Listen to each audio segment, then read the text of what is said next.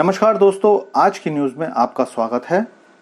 दोस्तों, किसी भी देश की तरक्की तब तक नहीं हो सकती जब तक कि उसकी ऊर्जा की जरूरतों को पूरा करने के लिए सफिशिएंट मात्रा में ऊर्जा के लिए तेल, गैस, कोयला या फिर अल्टरनेटिव ऑप्शन ना हो। इसीलिए जितने भी विकसित देश हैं, सारे सबसे पहले अपनी ऊर्जा की जरूरतों को पूरा करते हैं और जो इन सबके लिए दूसरे देशों पर निर्भर रहते हैं, उनका हाल यूरोप जैसा होता है, जिनके पास अब अपनी जरूरत की तेल, गैस ऊंचे दाम पर खरीदने के अलावा और कोई रास्ता नहीं है, क्योंकि सामने वाला देश रूस की तरह कभी भी इनकी सप्लाई रोक सकता है और इसके लिए अपने पास तेल, गैस, कोयले का भरपूर भंडारण होना चाहिए। और ऐसा ही सोचकर भारत ने अब एक हैरान करने वाला कदम उठा लिया है। तो क्या है ये कदम, जिसके बाद भारत अपनी जरूरत के लिए अपने आप मजबूत हो जाएगा, बताता हूं। वीडियो अंत तक देखिए। दोस्तों, पिछले कुछ महीनों में भारत ने रूस से बहुत सारा कच्चा तेल खरीदा और स्थिति ये हो गई कि अपनी जरूरत का 40 से 45% कच्चा तेल भारत रूस से डिस्काउंटेड रेट पर खरीदकर बहुत सारे देशों को बेच रहा था। लेकिन इस दौरान जिस पर कम ही लोगों की नजर गई, वो था इराक।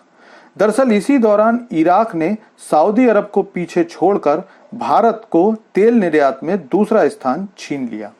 इस दौरान इराक ने भारत को 50 मिलियन टन कच्चे तेल की सप्लाई की, जिसकी कीमत $33 बिलियन से ज्यादा थी। और क्योंकि इराक भारत के रिश्ते बहुत पुराने समय से अच्छे रहे हैं, भारत अब वहां LNG का एक टर्मिनल लगाने पर विचार कर रहा है और इसके लिए जल्दी ही इंडियन ऑयल के अधिकारी इराक का दौरा करने वाले हैं।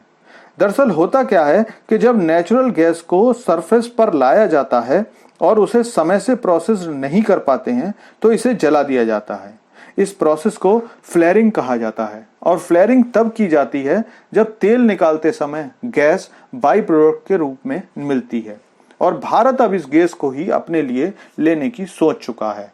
आपको बता दूं कि इराक लगभग 50 मिलियन मीट्रिक टन गैस प्रतिदिन का उत्पादन करता है और अगर भारत इसमें से 10-20% भी अपने लिए लेता है तो भारत के लिए बहुत बड़ी बात होगी। एक्चुअली इससे पहले भारत का समझौता रूस की कंपनी गजप्रोम की सहायक company गजप्रोम marketing and trading Singapore से था, जो 2018-19 से अगले 20 सालों तक रहने वाला था।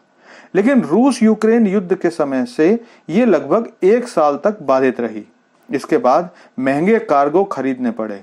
हालांकि भारत अमेरिका, UAE और सऊदी अरब से सस्ते कार्गो लेता है, लेकिन अब इराक से गवर्नमेंट टू गवर्नमेंट डील के तहत बात की गई है।